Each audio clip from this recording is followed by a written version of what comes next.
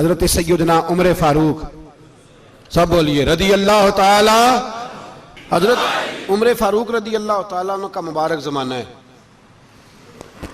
हजरत उमर ने फौज भेजी ईरान के हुक्मरान के साथ जिहाद करने।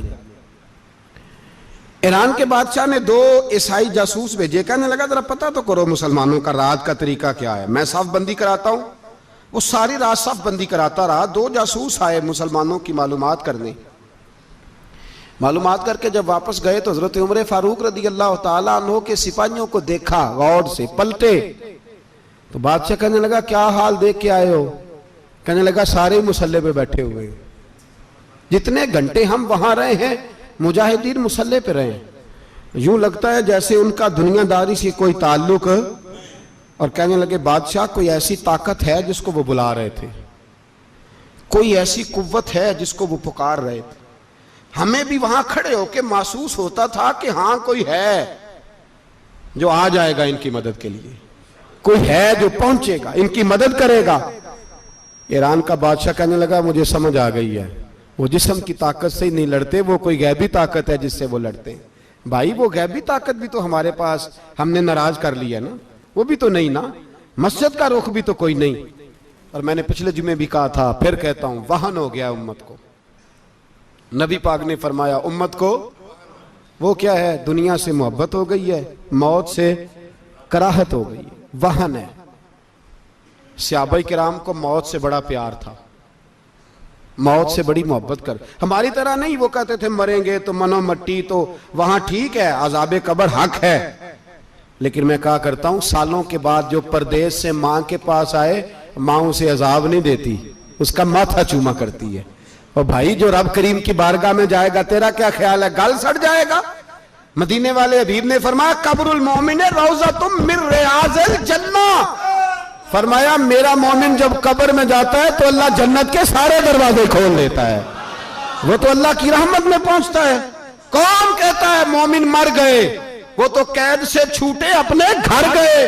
कौन कहता है कब्र में अजाब है तो सिर्फ अजाब ही है, हाँ मुजरिम को सजा मिलेगी, लेकिन मोमिन हमेशा जहन्नम में, वो बेलाखिर जन्नत में जाएगा, बेलाखिर जन्नत में जाएगा।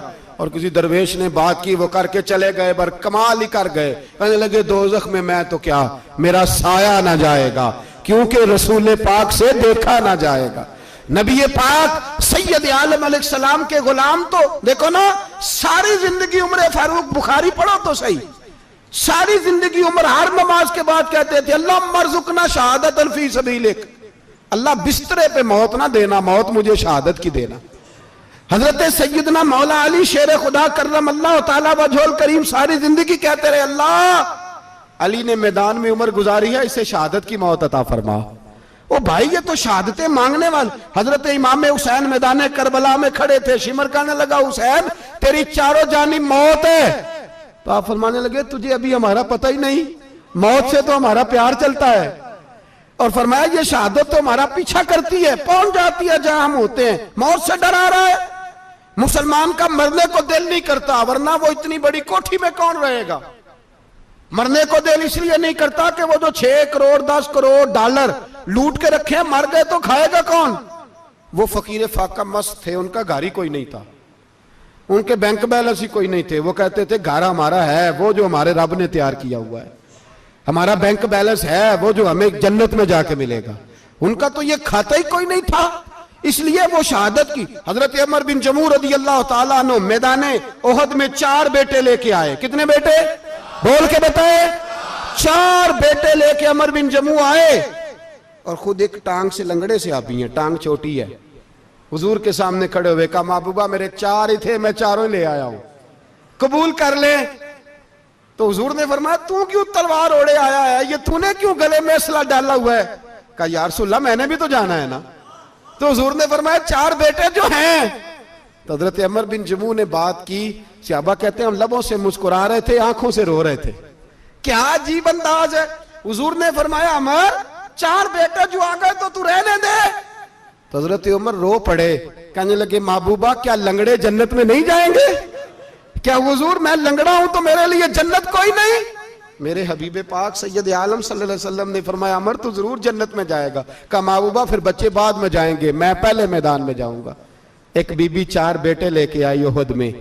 कहा महबूबा कुल कमाई थी मैं ले आई हूं, मेरे पास कोई और शय होती तो मैं बचा के ना रखती।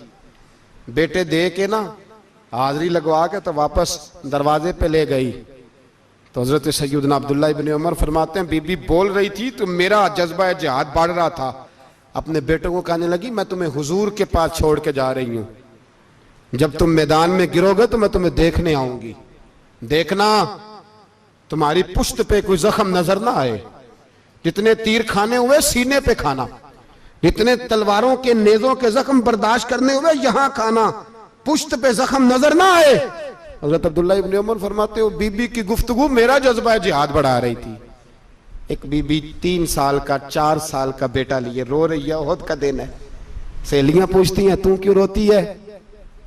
वो कहती है देखो मेरा खामद भी बदर में शहीद हो गया, भाई और बाप भी। दिल करता है कोई जवान बेटा होता तो आज मुस्तफा के साथ उसे ही भेज देती। कोई जवान मेरे पास है ही 3 साल का तो क्या करूं, 3-4 साल का बच्चा क्या करेगा? पता नहीं क्या दलील आई, अचानक उठी, बेटे को सीने से लगाया, कपड़ा डाला, मस्जिद नबवी पहुंच गई। हजरत बिलाल कहते हैं मुझे मिली, कहने लगी बिलाल मुझे पता है हुजूर तैयारी करा रहे हैं जंग की, पर 2 मिनट अगर मेरी मुलाकात हो जाए। बिलाल हबशी कहने लगे हुजूर हम एक बीबी जिद कर रही है। हुजूर बाहर आए, कहने लगी हुजूर मैं फलां की बेटी, फलां की बहन, फलां की बेवा हूं, मैंने बदर में 3 शहीद दिए हैं, अब मेरे पास ये 3 साल का लाल ही बचा है, बड़ा फख्र है मेरा।